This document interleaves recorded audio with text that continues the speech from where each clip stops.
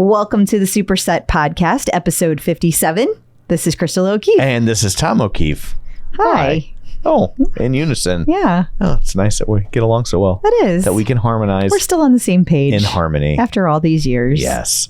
So, big episode this week. Talking to Joe Rodonis again. Yeah. And this time, you might have seen the notifications when you checked out the app or logged onto your machine that House of Volume has arrived. It is here. They're claiming it's the toughest tonal workout ever.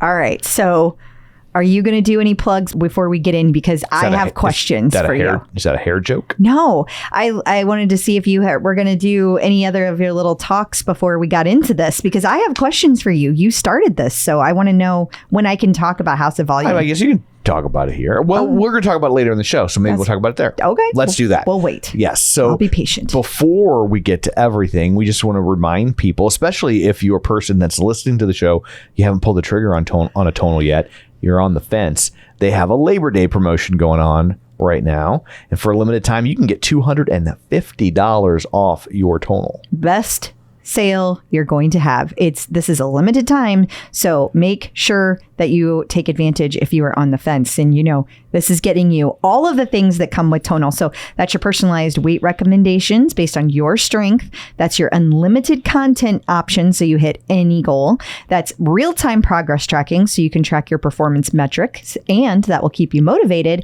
And of course, there is much more.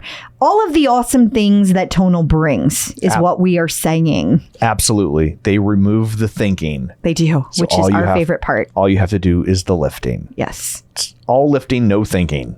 But let's say you do miss the Labor Day promotion. Right. Okay. What then, Tom? What should they do? Oh, well, there's still the friends and family discount. So you can refer somebody to Tonal. They'll save $125 and you get $59 off. You get a month. What free. If you don't have, what if you were a person who doesn't have a friend or family to recommend you?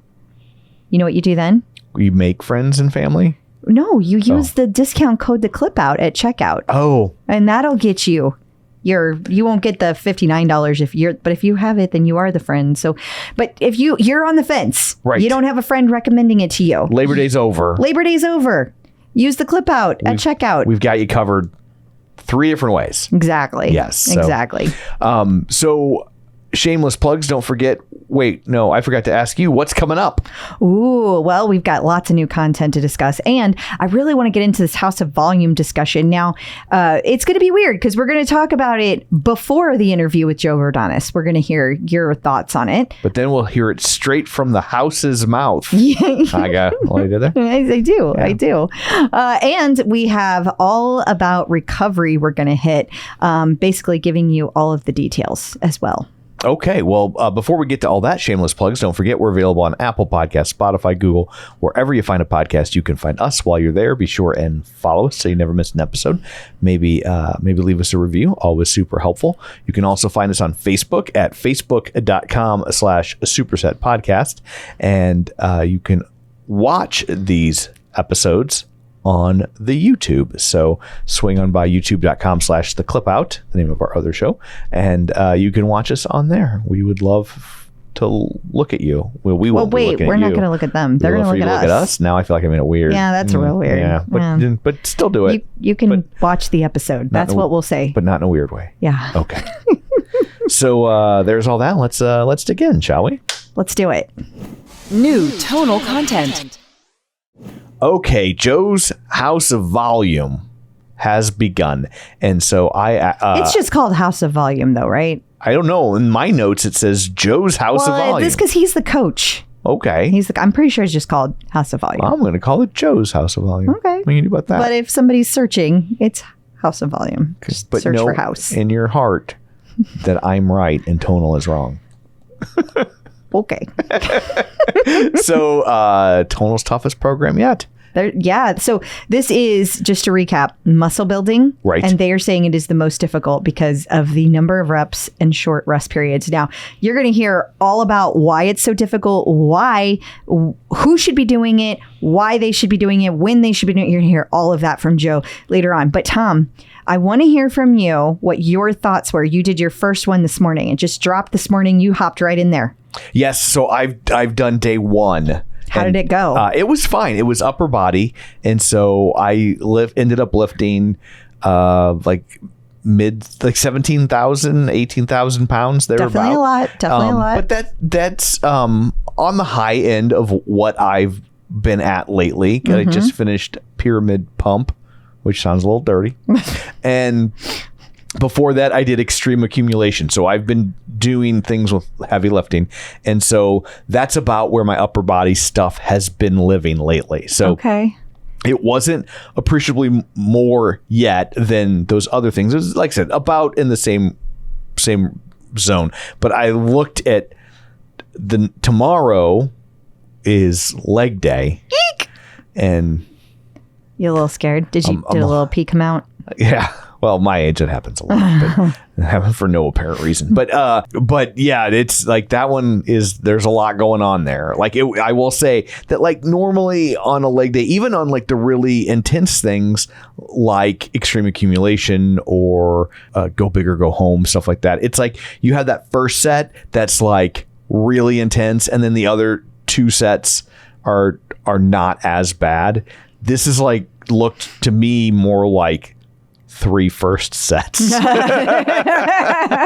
Well, again, you're going to hear from Joe directly later, but it seemed to me that the whole idea was, since you are trying to use this program to break through a plateau, like that's the idea, right, get to the next level, that you really want to hit not only the heavy weights, but you also want to have the larger rep ranges with short rests. And so that's going to add up to a lot of movement, a lot of pounds. Yeah. And I liked the fact that it didn't seem like it was overly long, at least the first one.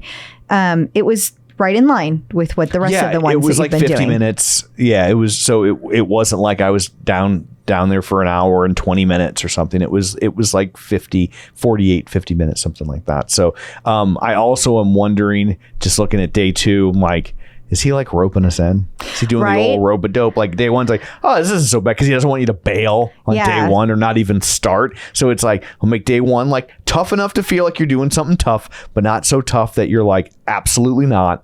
And then all of a sudden it's day 4 and you're like, sweet baby snow peas, but now you're a week in and you don't want to stop because I mean, that seems could be like the sort of he'd pull. It also could be that like the first week is like tough, but not over the top tough, because they the same thing. They want to like have you build up to it, not because they're trying to rope a dope, but they're trying to pull you. Yeah. They're trying to get you to build up to it. No, they're out to get me. I know, Tom. There.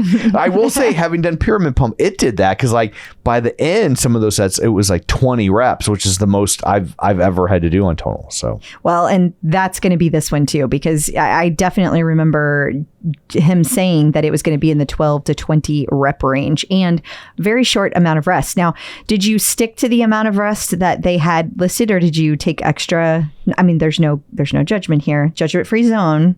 I don't feel like that's true. It is true. But I actually shortened the rest because he was doing an intro and I was like, I got it. Let's just get moving along. And so I hit the skip on the intro. Sorry, Joe. I'm sure Joe can handle it. We had to do an interview and just trying to get things moving along. It's true. And so I skipped the intros into the different segments.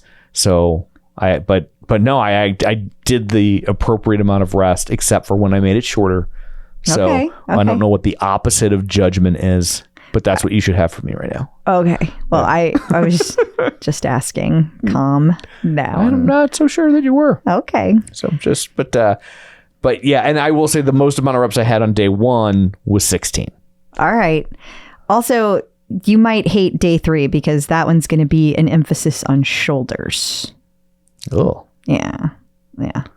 So Okay. good luck to you. We shall see. I'm very curious. We'll talk about this during the next episode. We'll check in with Tom again. But since it was day one, I really wanted to get your feel for it because it seemed like you didn't struggle any more on this one than you did on the the pyramid pump. The reason I say that is because I don't want people to be like, it's the hardest workout ever, and then be they're afraid scared of it. you know? For sure. Like, I get that there are people out there that want something super challenging, but you also don't want to scare people off of these things. And I will say, if I hadn't already been doing it for a while and done other things, hearing that, I would be hard pass. Well, and again, Coach Joe goes into this, but this is not for beginners. This is an advanced workout. This is not something you should do if you are a beginner. This is something you do if you're maybe going from intermediate to advanced or solidly in advanced. Right.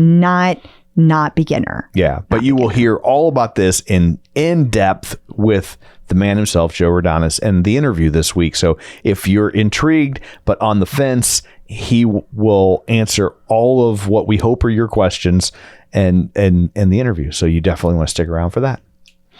Also, under a new content, we have Strength Training 101. Yeah, now this is a combo workout between Coach Tim and Coach Christina, and this is all about mastering quality movement patterns because that leads to efficient muscle building. So this is a full body workout. You're going to practice squatting, pressing, vertical pulling movements. You're going to work through moderate reps and manageable sets to carve out your muscles while improving your form. So if you're new and you're intrigued by something like House of Volume, this is a great place to start. Mm-hmm. Hence the 101. Exactly. Muscle activation warm-up also is available for people. Well, and again, this is great for not only new folks, but people who need a warm-up before they jump right into a big workout. So this would be good to do just before you do House of Volume. So preparing for a big strength workout with a full body warm-up. You're going to feel primed and ready to tackle the big lifts. That's with Coach Christina. So think of it like starter home of volume. Yeah. Or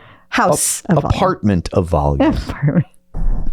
And you got to keep the volume down because there's neighbors on the other side of your wall, right? Yeah. So it's an apartment of volume. I see. There will be volume, but we're going to cap it. Okay. Right? Okay. I like that. Yeah.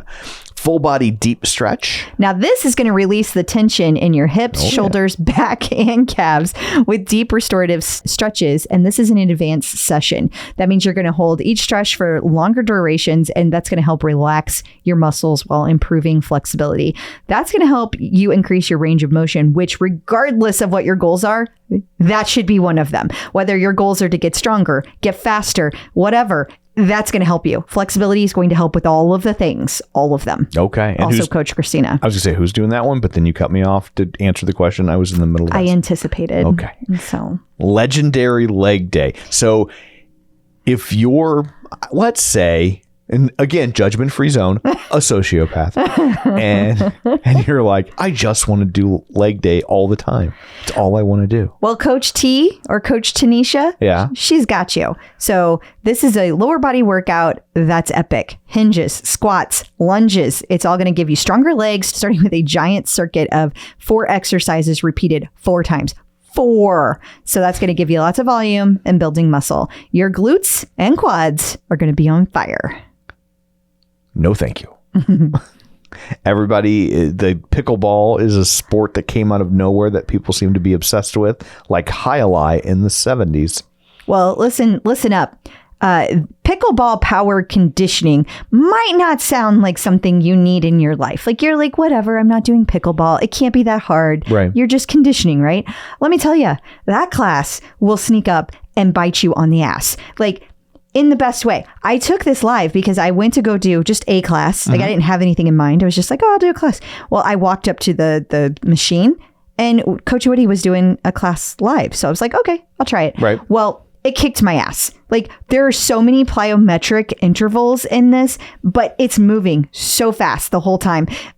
You're gonna sweat and you will be conditioned. You will be conditioned. This is great for people who are wanting to be better at sports. It doesn't have to be pickleball. Right. I'm telling you. And also on the bill, core control. Yes. Okay. So this is 10 minutes In, out. It's going to crush your core. You can't get better than that. That is with Coach Akeem.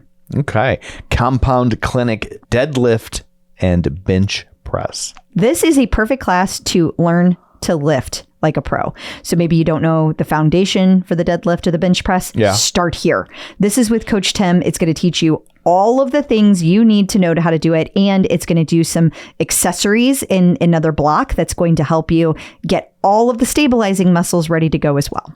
And if none of that is good enough for you, if you were just like whatevs, impossible to please, there's always custom by Tonal. Oh, yes. And don't forget, you can share your custom now, like your workouts. You can create them and share them with anybody. Right. So for all of you personal trainers out there, or just people who really like their stuff, know their stuff, you can share your workouts. And it's super easy. You go into the app, you tap Explore, Filter, Format, Custom by Tonal.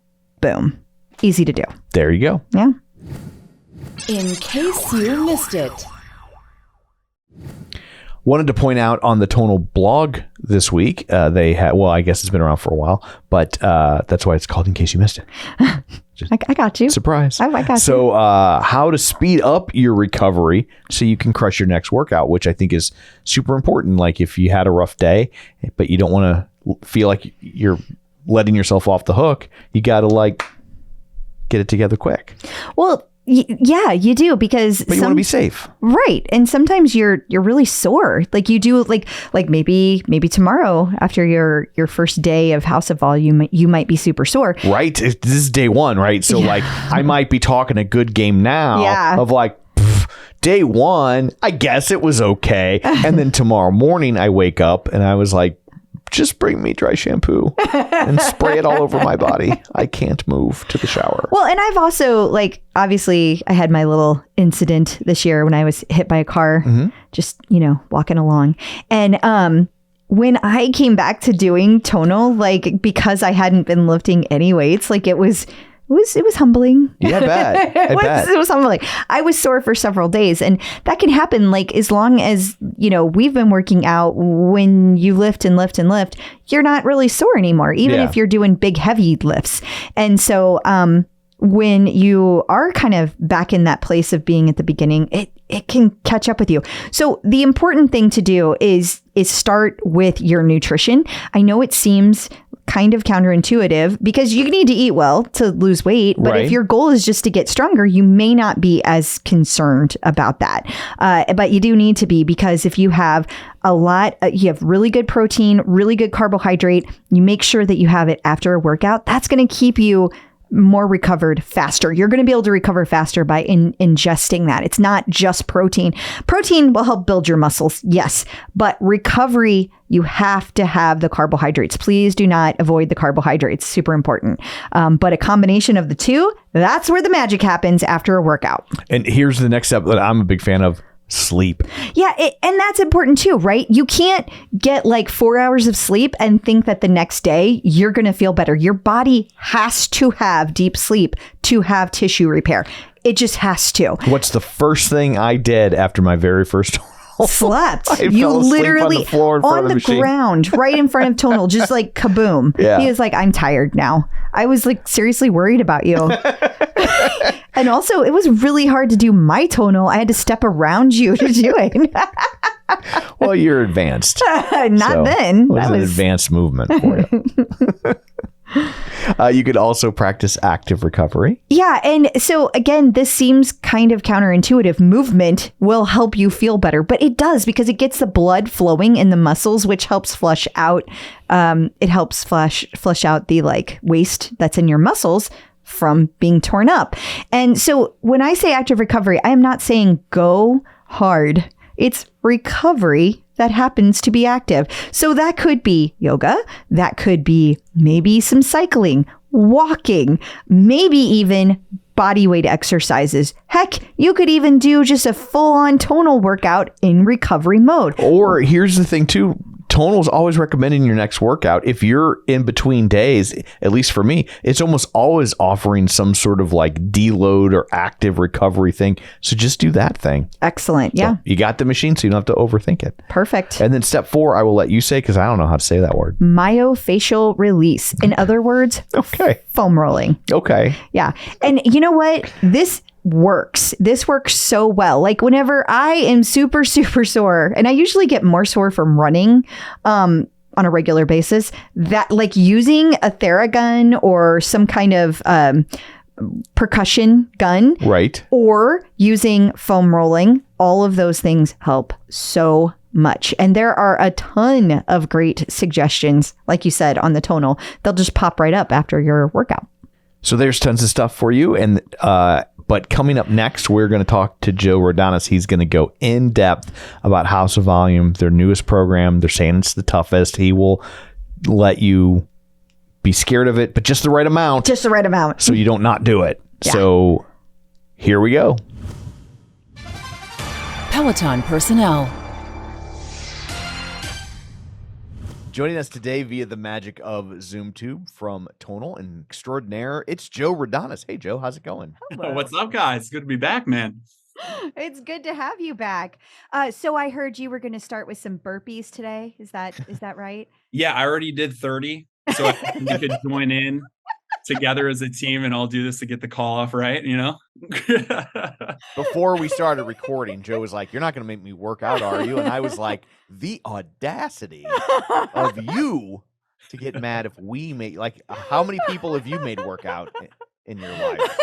And now you're on Tonal, so it's increased exponentially. I'm going to have to stand up for Joe. He makes suggestions. We make decisions. So that's Right. That's on us. That's Thank on you. us. It was just, it's just an idea, get the blood flowing, but we can just have a nice conversation too for that as well. Yeah. I think we stick with that. But I do want to talk to you specifically. I've heard some real stories about this next workout, this next program, 4 weeks coming out, called House of Volume. So now I heard that this is the toughest, the hardest program ever on Tonal.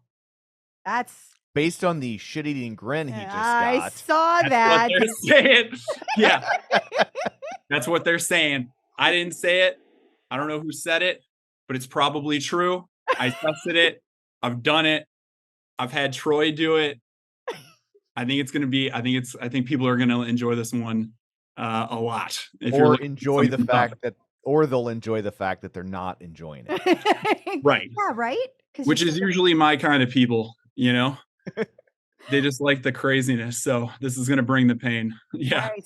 So what are we talking about here when we say tough? Like what is happening? I heard it's so tough at one point there's algebra. Is that true? God, no, man. If there was, I couldn't pass my own program. He's like, and some burpees and then some trigonometry. The only math I know is sets and reps. You know what I mean? Now that's my kind of people. Yeah, that's what I'm talking about.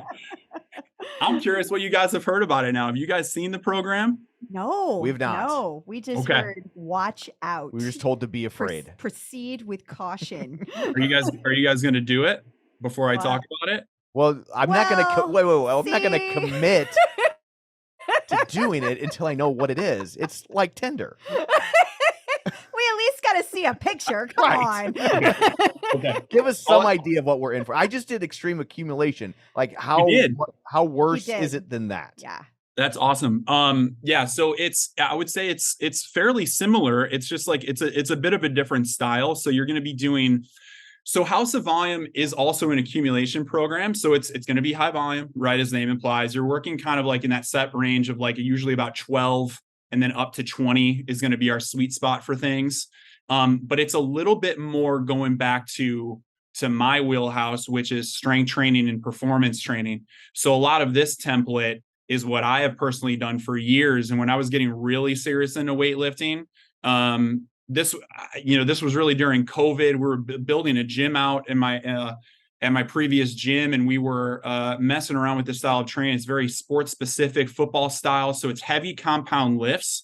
So that's kind of the difference, is that we're going to be following a format of focusing on your compound movements first and foremost. So it's heavy emphasis on like bench press, squats, deadlifts, overhead presses. And then you're going to have these supersets within the first block that makes it very challenging. So you're going to hit muscle failure in some of these things. The sequences are going to be very demanding. Then we go into block 2 and 3. They're going to be very focused on the accessory work that feeds into that main compound lift.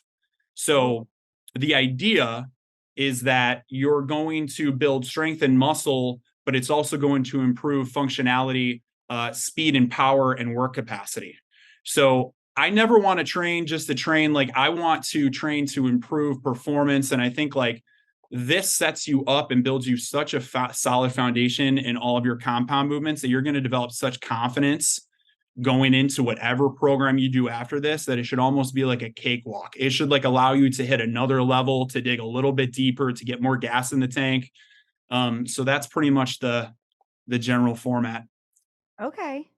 So then who would this program be for? Like, are we looking at like a person who is this not necessarily a good beginner program, or is this something that maybe somebody who's like, if they're focused on weight loss versus just hypertrophy, like, are different goals kind of the goal? Yeah, no, I know what you're saying. Good. It's a good question. Honestly, it's a good question. This is a truly advanced program.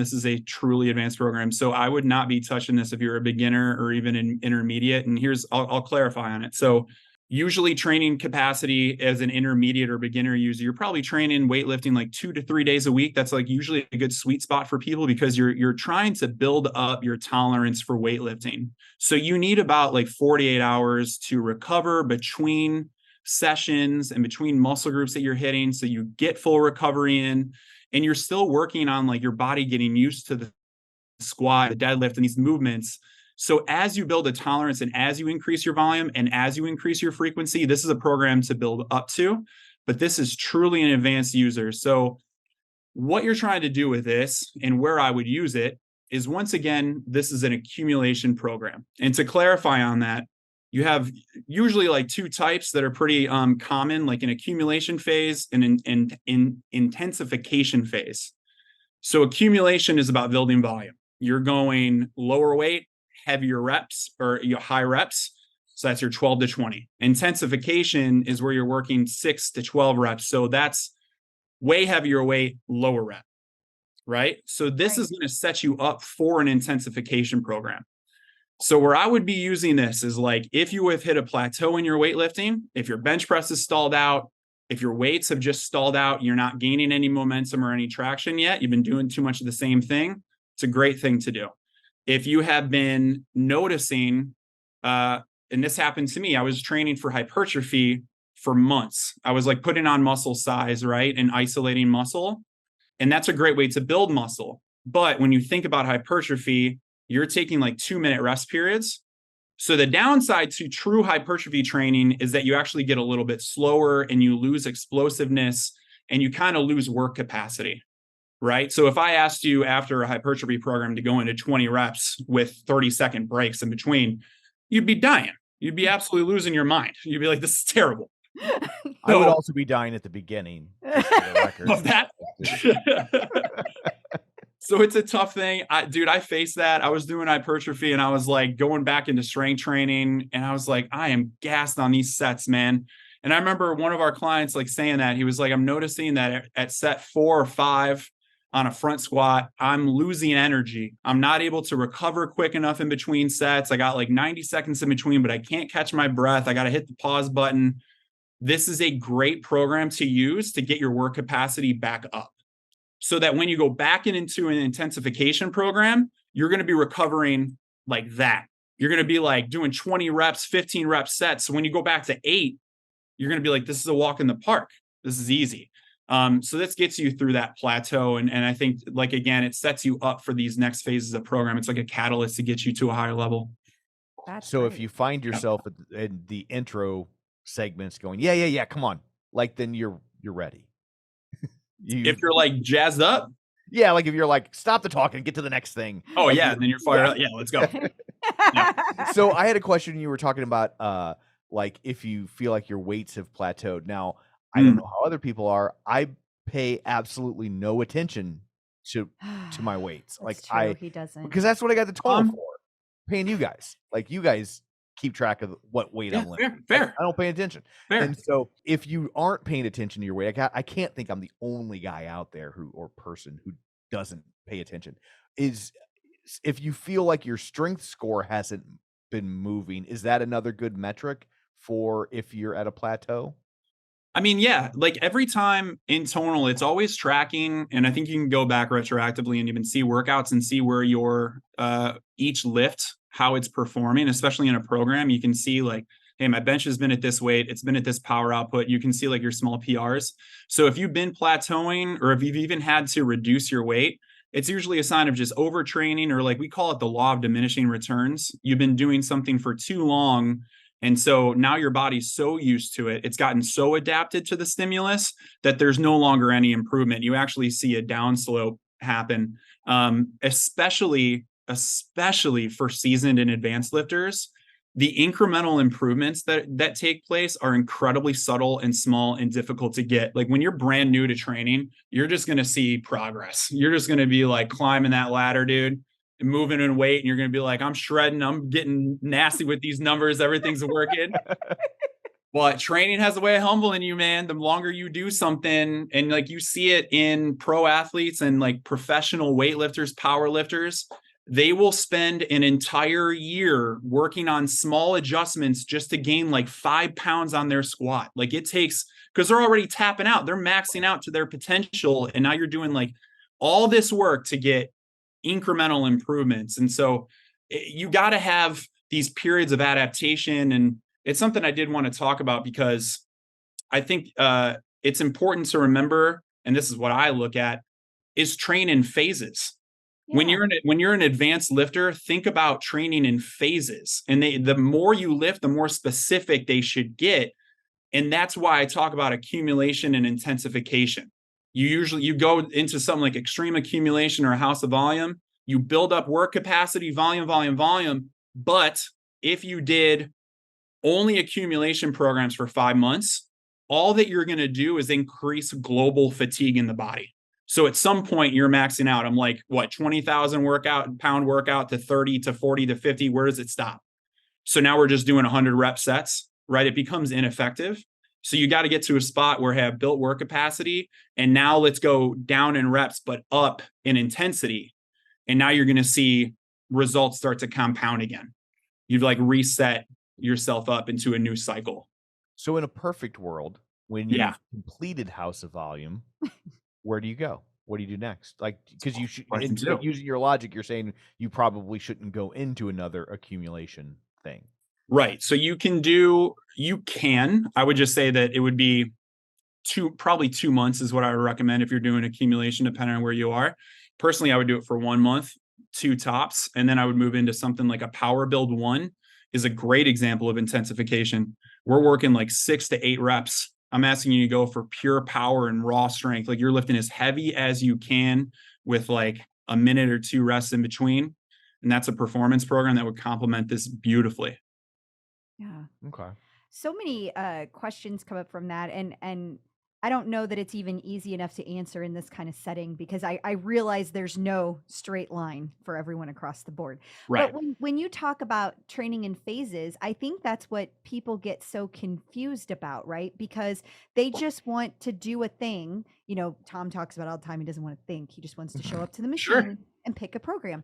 Right. But to your point, if you're always doing the same thing over and over again, regardless, even if you're lifting heavier every time, like you need to switch things up. So is there you talk about like the intensification and the accumulation, but if this is for a person who is trying to build strength, right? Like that's the kind of the direction you're talking about. That's who this is for. Yep. This is building muscle and strength. Yep. Okay.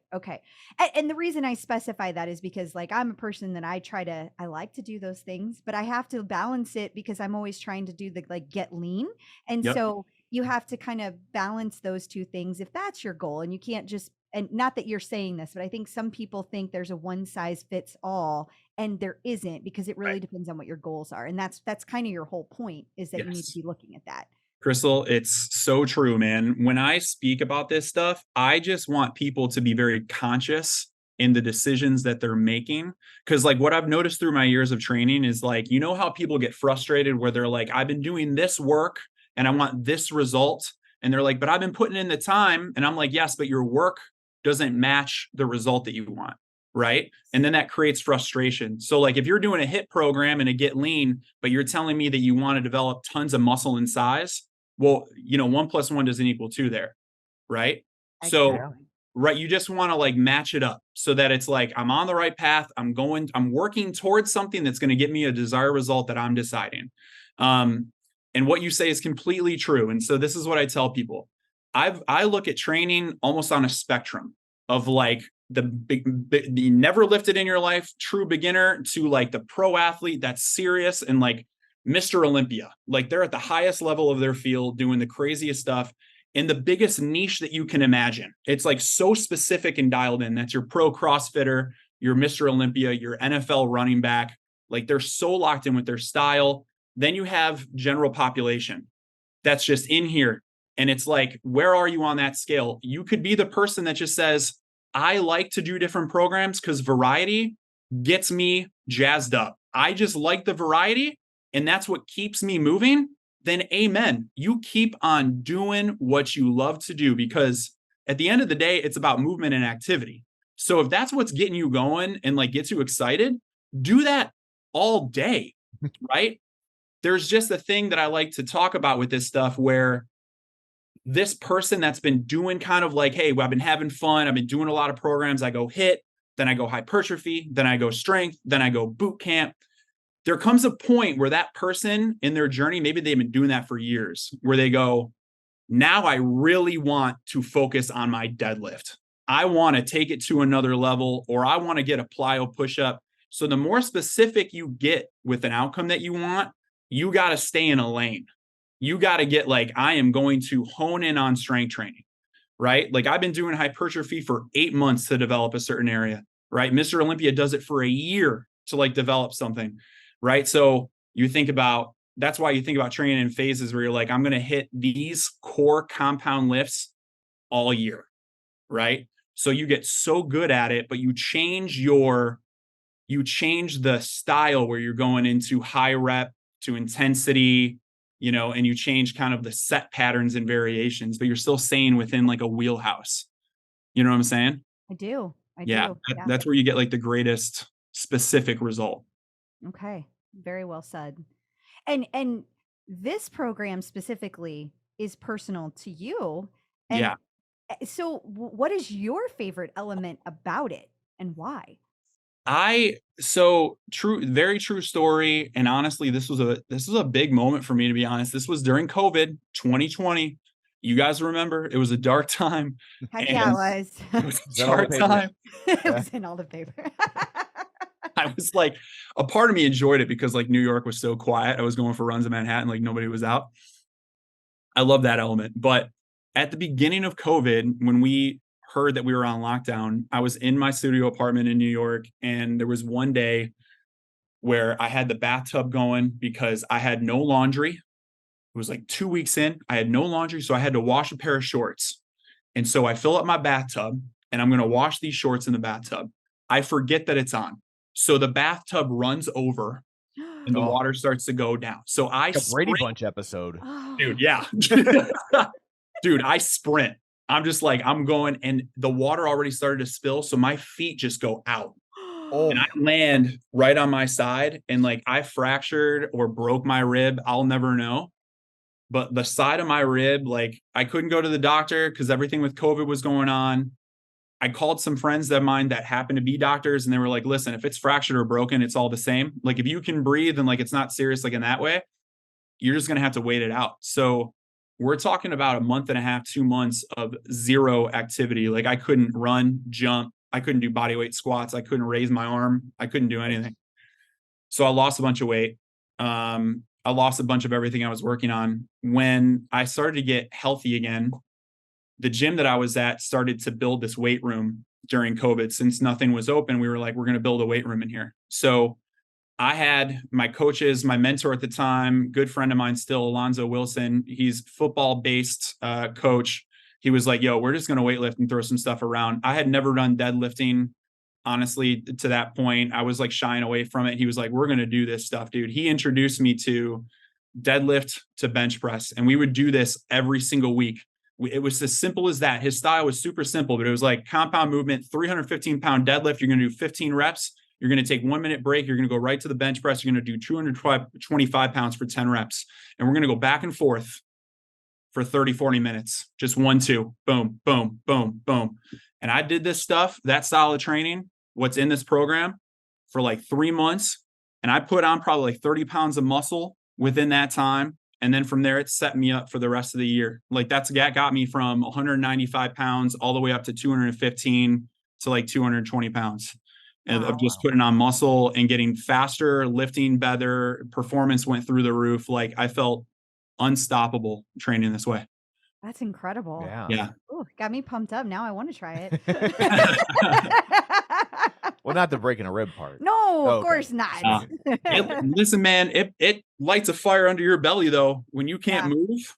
I do know that. I do know that. Although I bet you had to sit longer than I did. But I tell you, when you're injured and you can't do the things you're used to being able to do, it is an awful feeling. Just awful. I don't like it. It's not great.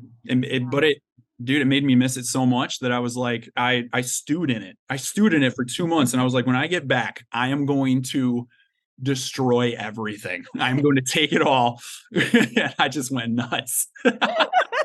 That's great. But that would have to be kind of demoralizing to sit there and just watch yourself lose ground like that.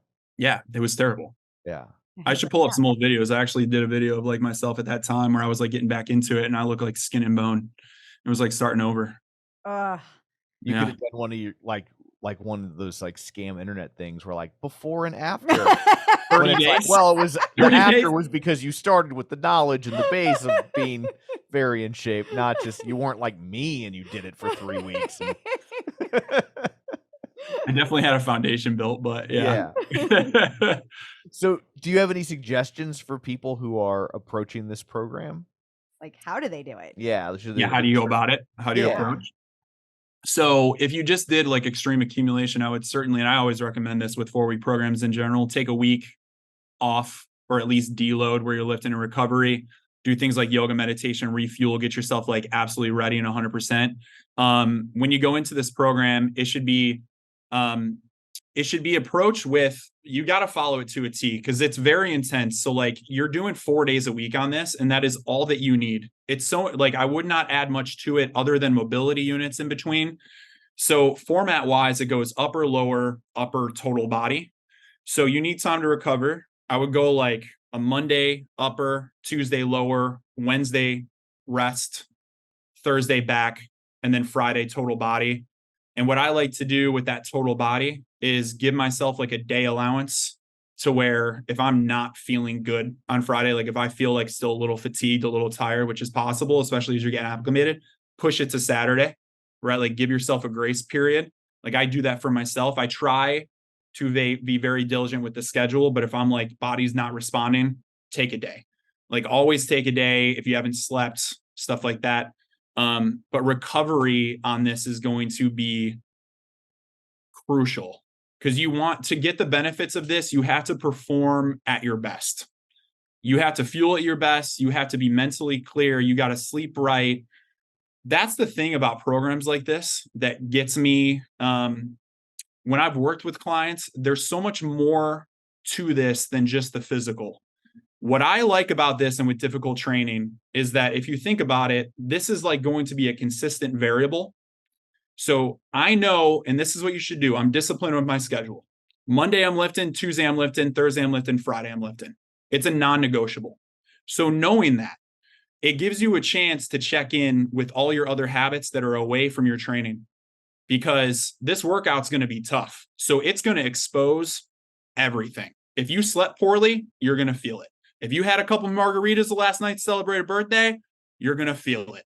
If you did not eat right, you underfueled, you're going to feel it. If you ate the wrong things, fried foods, fast food, you're going to feel every single bit of that. So I love to do this to allow myself to check in with that stuff, and you can make adjustments. And like, it makes you want to make adjustments because like, if you're sticking to this program and you're being disciplined with it, who wants to go into a workout knowing they're going to feel like garbage by doing these things to yourself? So like, I think it forces you to really lock in on these other areas and pay attention. So you get like really dialed in, and get an excellent understanding of how those things can impact performance. No, that makes sense. Yeah. When you talk about how like you're performing at your best, is that related to the fact that you're going to be lifting to exhaustion? Like you're going to go to failure whenever you do this program. Is that the idea? You are going to be lifting to failure. You also want to lift at your best potential. So what I mean by that is like, to get the benefits of building muscle, you got to hit progressive overload and you got to push your max weight. So like a mentor of mine said, if you want to get better at a sprint, you have to sprint at 100%. We can't sprint at 70. We're not going to break through, right? Yep. You got to train at full force. So otherwise, we're just going to stay here. So to do that, you got to be so dialed in with your food, your nutrition, everything, your mentality, getting yourself calm so you can go in with a good state, because it is that demanding. So if we're not doing that, if we're training when we're underfueled, we're just not going to be able to lift the same weight that we're capable of. We're not going to hit progress. You're going to stall out, and it actually might do you a disservice. So that's why all this stuff is so important to be locked into. Yeah, that makes sense. Wow. Yep. So I'm just curious how you approach lifting heavy on Tonal. And I know people, I'm not one of them because I'm not even remotely close, but I know there are naysayers out there who give side eye to the 200 pounds of weight on Tonal. And I was just wondering if you would like to take this moment to verbally slap them down. Go. Let's go. Dude, it's like, I wish that everybody could feel what this feels like. Cause I myself, before I got into Tonal, before I touched it, I was like, there's no way. Yeah. No way. I'm in this gym deadlifting, like at the time hitting like 500, and I'm like, 200 is going to be, the hell's that going to be? I warm up at 225, right? That's what I'm thinking. I touched that weight the first time and I was like, this is not 200 pounds. It is not 200. It feels heavier than 200 pounds. I had a friend of mine that I used to coach with in here literally last weekend. He's never used it. And I had him bench on Tonal. He's a seasoned weightlifter. He's been doing this for decades. And he was like, let's just max out 200 pounds on the bench. He couldn't get a single rep up. He reps 225 for like 5 reps. He could not get a single rep up. Wow. He does CrossFit daily. This man knows how to lift. So I'm like, there is a difference with how this weight feels.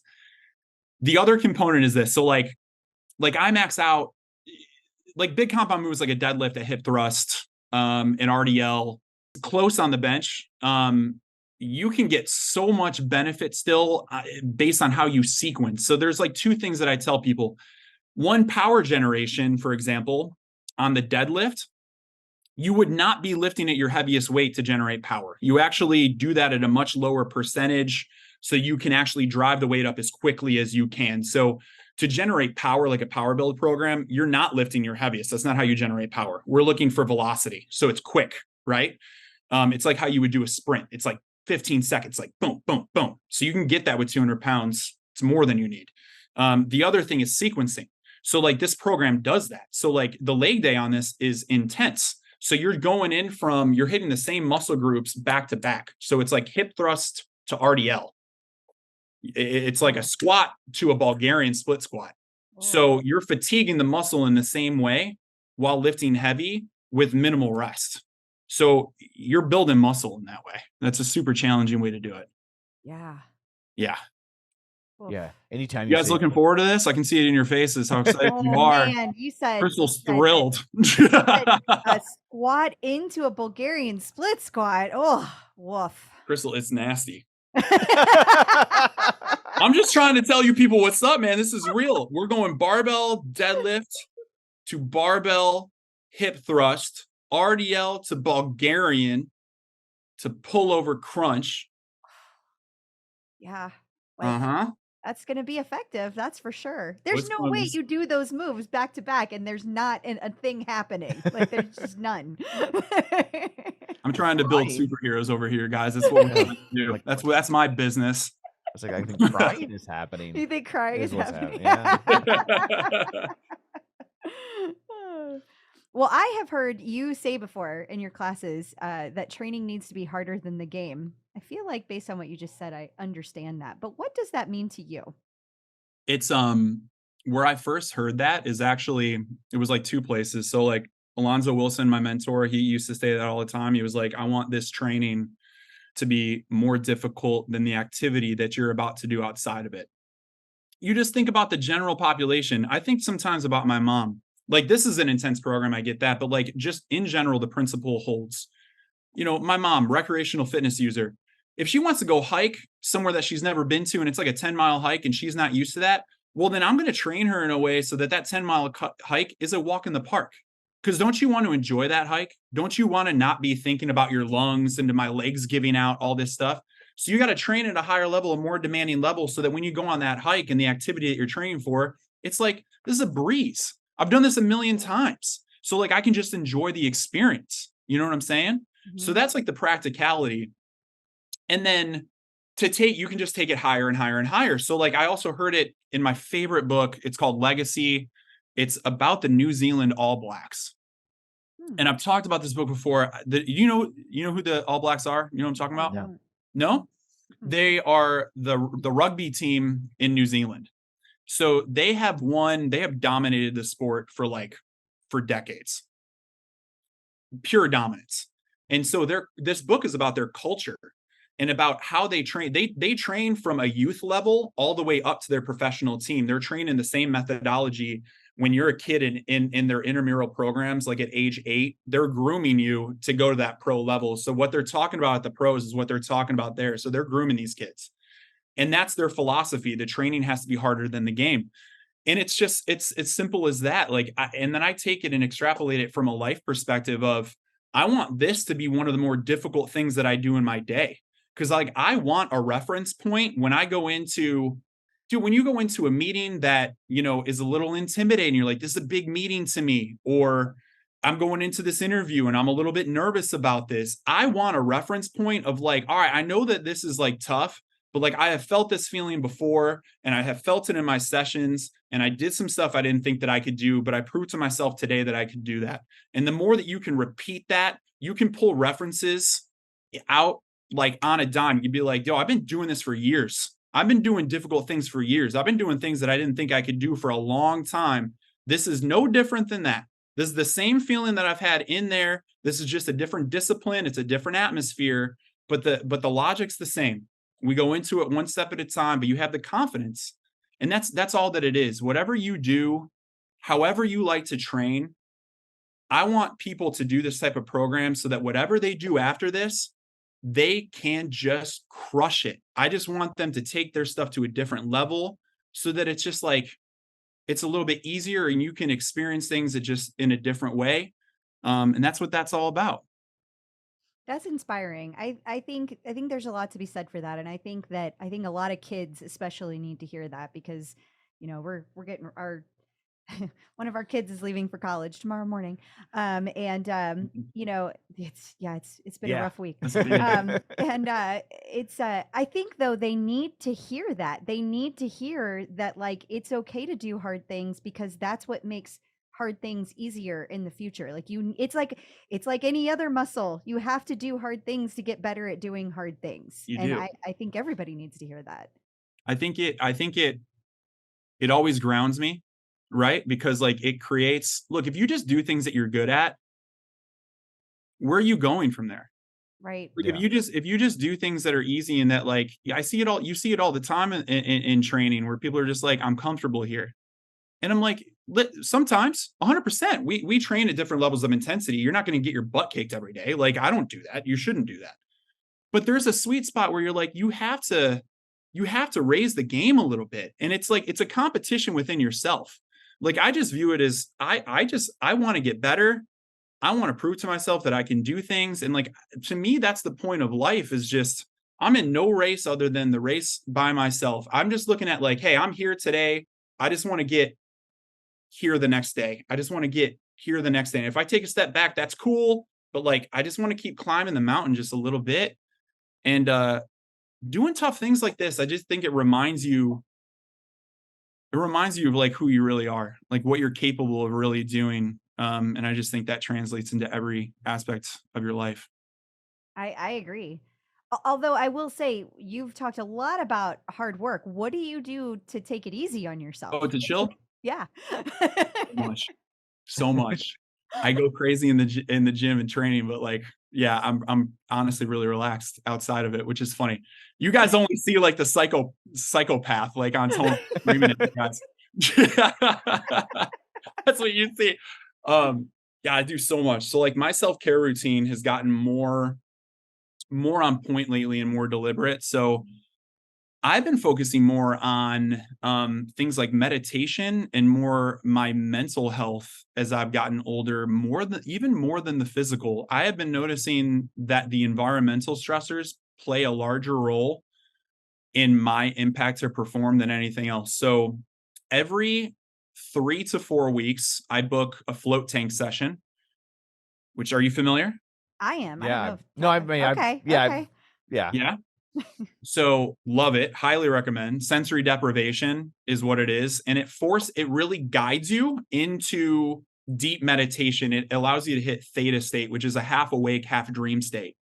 So you just get to this point, like you're in there for an hour. And by the time you get out, you just feel so recharged and relaxed. Like, I just noticed that if I go too long without taking care of something from a meditative place, that my mentality gets a bit negative, that my self-talk gets a little bit down and dark and negative. And the second that I do that, it becomes much more optimistic.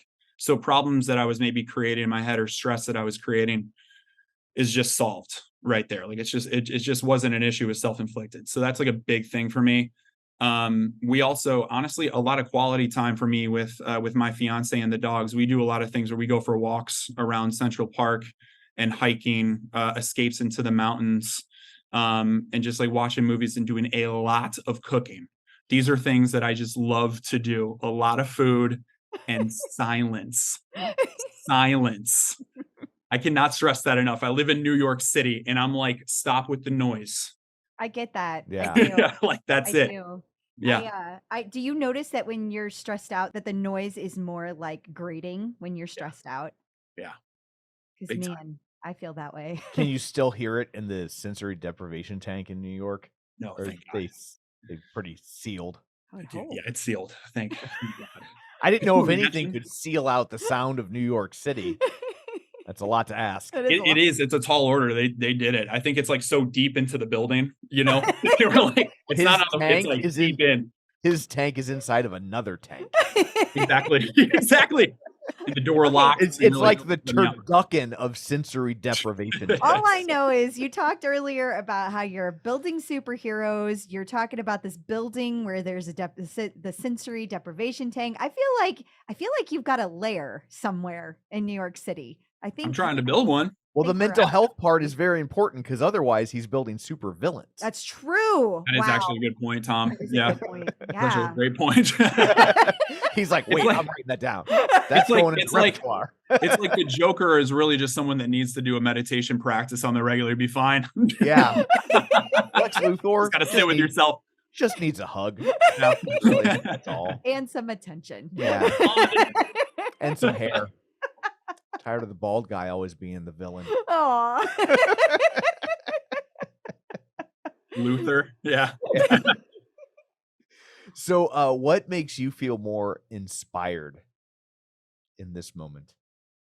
I mean, these days, like inspiration for me, like, dude, honestly, as I've been getting older, and I just recently got engaged.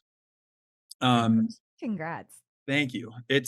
That's the answer. It's family to me. Like what I do is truly inspired through Tina and like this family. And like, I just want us to spend as much quality time together and give them the best life possible.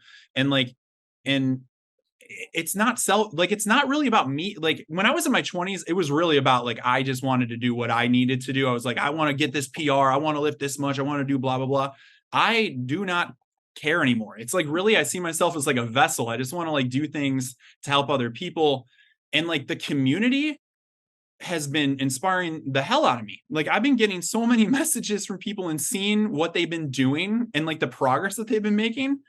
That in and of itself fires me up to a level that I can hardly explain, to where like it makes me want to level up my game as a coach to deliver you guys even better experiences and help you even more. Like it's a back and forth relationship, big time. That's awesome. Yeah. That's nice to hear that the people doing your programs can give back to you, and it's that symbiotic relationship instead of just a parasocial relationship. Yeah. No question. I wouldn't be doing, like, honestly, man, I wouldn't be doing this like if I wasn't. That's what always got me inspired by this. Like I was in healthcare for a long time, and I was like, I just want to help people on the front end. I was like, let's get proactive with taking care of people's health and taking control. And to see people grab onto this stuff and to like listen and be coachable and like improve their lifts and in turn improve the quality of their life. I mean, what else is that's amazing? It is. Well, you said you were in healthcare. I'm like, you kind of still are. That's true. Just in a more helpful Yeah. practice, I like to think. Yeah. It's preventative. Yeah, Yes. exactly. Yes. That's important We're taking too. control. You moved up in the assembly line. Yeah. Front and center, man. Yeah. So you mentioned that you enjoy your silence, but what kind of songs do you listen to when you work out? Like what's something that you go to? What's your go-to? Right now, I've been listening. You know who NF is? No. I feel NF. so old. I'm so old. NF. So I would highly recommend NF. Fires me up every day. Like Careful by NF is a song I got on loop right now. Yeah. He's I mean it's rap, it's hip hop, but it's just a different style. I think he like raps from, I relate to this guy because he's an introvert. He's very authentic with like how he raps. I think it's a little bit more about like the hard work and like the silent battles that you're winning. So like listening to that stuff, I just get amped up about. Otherwise, Crystal, you know what it goes to? Korn, Incubus, heavy stuff, man, or like All Time Low, Fall Out Boy, like that stuff. Big Sean, Jay-Z, Lil Wayne, and then from there, just everything you can imagine. That's great. Yeah, got some eclectic taste there. I like that. A wide range. That's nice. Yes. So is there one particular type of food or food item that you feel like is your go-to? People who know me know this answer. It's two things. Strawberries. I'm just kidding. I have Strawberries. Everybody's good at everybody ready? Burritos. Oh. Burritos daily. Dang. That's good. Every single day. I think it's nature's perfect food. You can't tell me otherwise. I don't think nature produces a burrito. I was thinking that. You know, there's not like a burrito tree. I felt like it might hurt. Can you imagine how wonderful that would be? Cool tree, though, wouldn't it? I would save so much money. What was that movie where the food came out of the sky? What was that? Cloudy with a Chance of Meatballs? Oh, yeah. I haven't seen that. Yeah. Oh, that's a good movie. You would don't steer clear of it because it's a kid's movie. Yeah, it's really funny. I think you'd actually like it. Yeah. I like those types of movies. Like I saw Super Mario lately. Yeah. Oh, it's way better than Super Mario. It is way better. Really? I think. Yeah. I think it's way funnier and smarter. We'll dive into it. I love that kind of stuff. Anything Pixar like style, in. Yeah. Fully in. But yeah, the answer is burritos and turkey burgers, man. That's my diet. So then here's the question. Yeah. Do you ever make a turkey burrito? Oh. Yes. Tom. Yes. A turkito. Yes. A turkerito. I do all the time, man. Dude, I cannot tell you how simple I am with food. It's like so funny when people ask like about my meal plan and stuff, they're like, "Oh, you must weigh your food and you're so calculated." I'm like, my guy. I'm not. I take just ground turkey, ground beef, and I just sizzle it up in a frying pan. I package it all up, store it. I get rice, I store it. I get like broccoli or Brussels sprouts, green beans, store it, lettuce, and then you just grab that stuff, put it in a wrap, make a burrito bowl, rice. You're good to go. I love that. That's it. So are you making turkey and beef, or are you mixing the turkey and the beef together? They're separate, but sometimes I do mix them. Sometimes on a very I didn't know if it was a way to like they get together. mix the lean with the other. I don't know. Yeah, I do. Honestly, there's no rules here, Tom. You can do whatever you want. Chaos. It's madness over there. Okay, so you have to understand, Joe, that Tom does not allow his food to touch. I'm one of those. So, so you can't have burritos. No, I love burritos, but Tom cannot have burritos. I like as long as it's got like 2 things in it. If it's like meat and cheese, I'm good. That's true. But beyond that, he likes a chicken quesadilla. So Tom likes quesadillas. He does. Yeah. He does. Okay. So you're you order. So Tom orders sides. I order off the kids menu. Yeah. Not in terms of quantity, but in terms of selection. Tom, I gotta tell you, I feel like you're missing out on a whole world of food. You know what I mean? Oh, I am. Combinations, man. Sure I am. Yeah, he knows. He's got a weird texture thing. So like eating, like in all sincerity, like it's actually something that he kind of hates, that he doesn't like more food. So he's not one of those people that won't eat it. He just can't eat it. It legit grosses me out. Yeah. So. That's fair, dude. I'm like that. I'm like that with seafood, and I'm like that with a lot of vegetables. Yeah. There's some things I just cannot do. Yeah. I'm like that with every vegetable ever. You know what his vegetable I think a lot of guys are like that, man. A lot of men just do not eat vegetables. We're just like, nah. It's like I can't get them down. I wish I could, but he does eat a lot of ragu, though. That's my how he vegetable. Gets his vegetables. Oh, dude, that's like pizza's a vegetable. You remember that whole shit? Yeah. Got tomatoes in it. Yeah. As close as I'm gonna get. I'm always like, and I eat way better than I used to. And I always tell people it's like if you go to an AA meeting, you don't yell at them for smoking. Like you let you know what, we won the big battle. Right. We're gonna let them. We're gonna let this go. Yeah.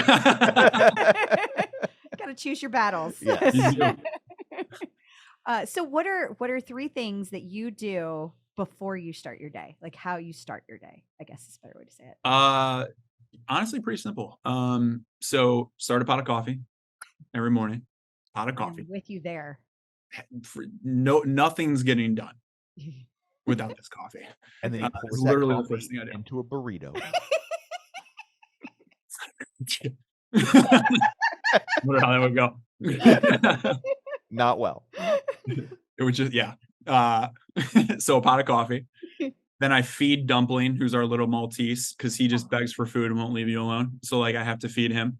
And then I train Lena. So we'll take her to the park and just play fetch. That's literally the first 3. It's like clockwork. Coffee, while I'm doing that, scoop the food, feed Dumpling, tie up Lena, put a backpack on, grab the coffee, boom, we're out. And then I slam a protein shake and we are moving. We're on with our day. Very disciplined. I like it. Yes.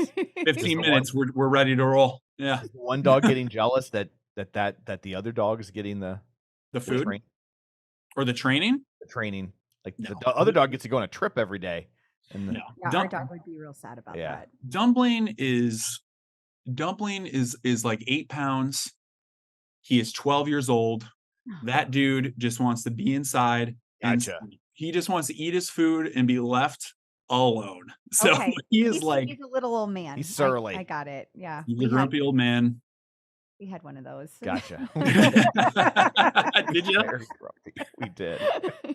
So if that's how you start your day, how do you wrap your day up? How do you shut down when the day has come to a close? So we always wrap up, like usually it's like a couple ways. I mean, like honestly, we cook at home. Like me and Tina are big like with cooking. So as soon as she gets done with her day, we cook together, and then we always just enjoy dinner together, and we like usually watch a movie or end the day just like going for a walk with the dogs around the park. But it's always been like quality time with us. It's just, let's slow down. We disconnect from technology, and we don't think about work, and we just kind of talk about our days, and it's really as simple as that. And we might read a book and kind of just go to bed and get ready for the next day. That's great. Yeah, simple. Well, what's one thing that you want to leave the fans of Joe Rodonis with today? Oh man, what do we leave them with, man? Maybe my burrito recommendations.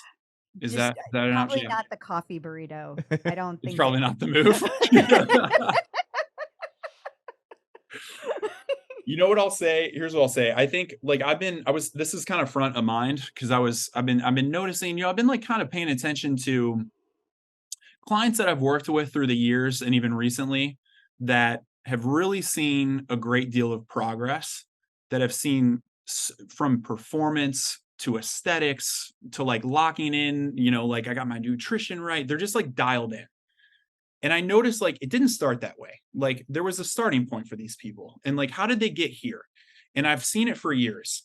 And it's like, if I have to tell people one thing that like I recognize as a coach, that's like the differentiator from people that are kind of recreational and like kind of exercising, playing around with it versus the people that get dialed in and like really see dramatic results for the long term, it's coachability. It's they listen. There is a humility to these people where they are asking questions all the time and then they absorb it and they make adjustments immediately. They're taking feedback in real time. There's not an ego about it. They're not too scared to ask. They don't think that they know everything. They come up and they're like, yo, I'm really paying attention to this, or I don't know if this moves right. They're getting feedback, they're getting an answer, and they apply it right away. And that system is just, that's how you grow. That's how I've done it. It's like you just are a sponge. And that's truly how I've learned in training, is like I wanted to look at all the best people that I found and I would just pick their brains, man. And I would just be like, how do you do it? How do you eat? How do you sleep? How do you train? And you would find these commonalities between all of them. And then you start to understand key principles. You start to understand that everybody does stuff different, but there's some drivers that are very consistent that you can't break. And as soon as you dial that down, if you can lift with like a sense of humility and get rid of the ego and be a student, you're just gonna fly, man. The people with a fixed mindset, they are not going anywhere. They're staying right there. And I see it all the time. They're like, no, I don't need that. I got it. I know what I do. Amen. You're gonna stay exactly where you are, man. I don't care. I've been doing this for 30 years. You're gonna stay exactly where you are.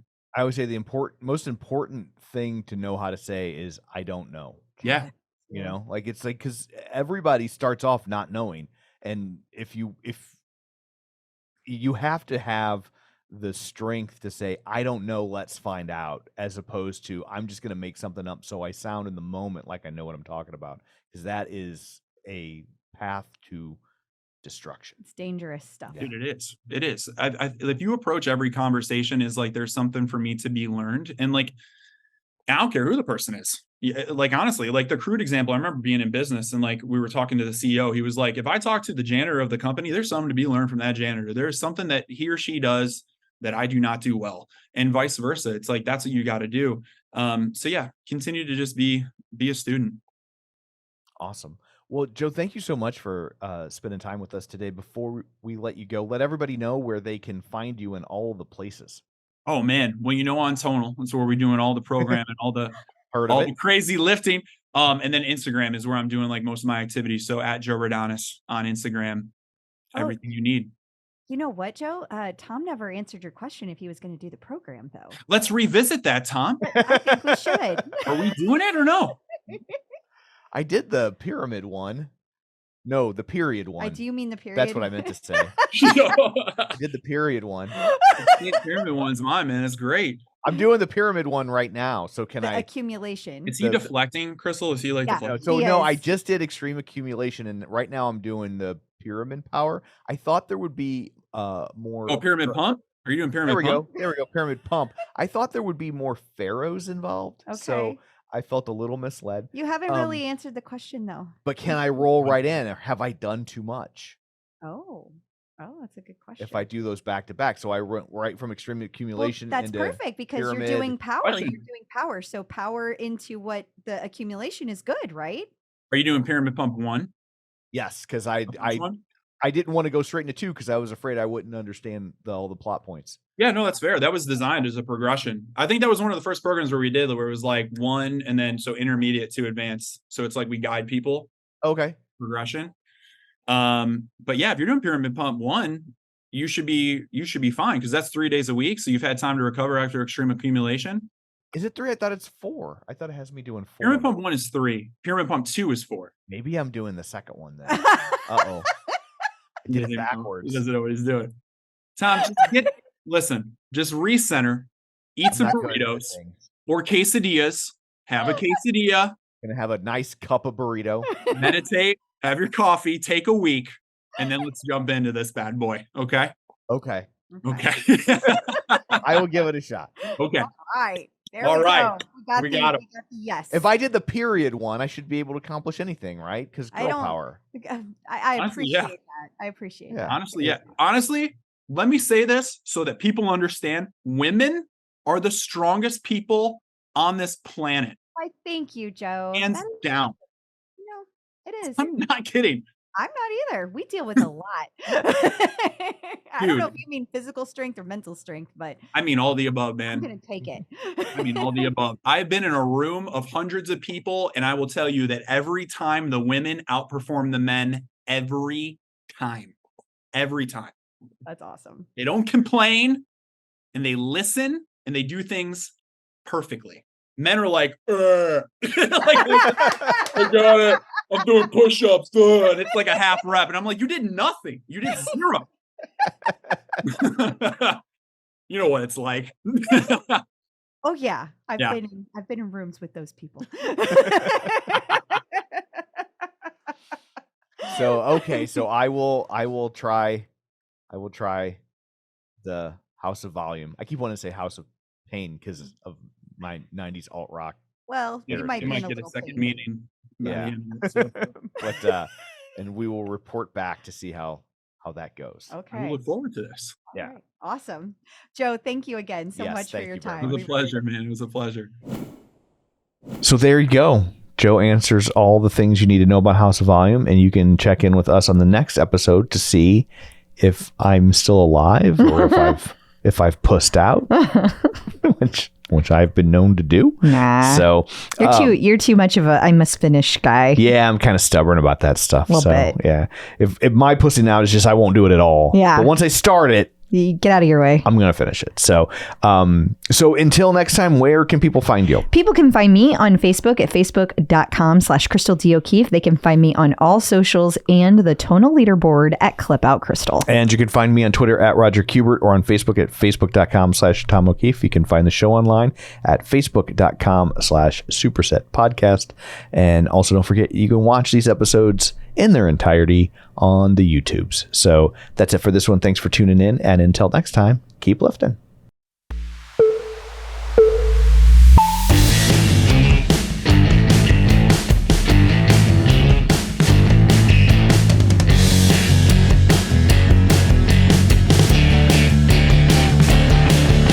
Smart handle, smart bar, smart training. There you are, customize, make it right. AI, form and vibe. Superset will show you what it's all about. It's a Tonal workout.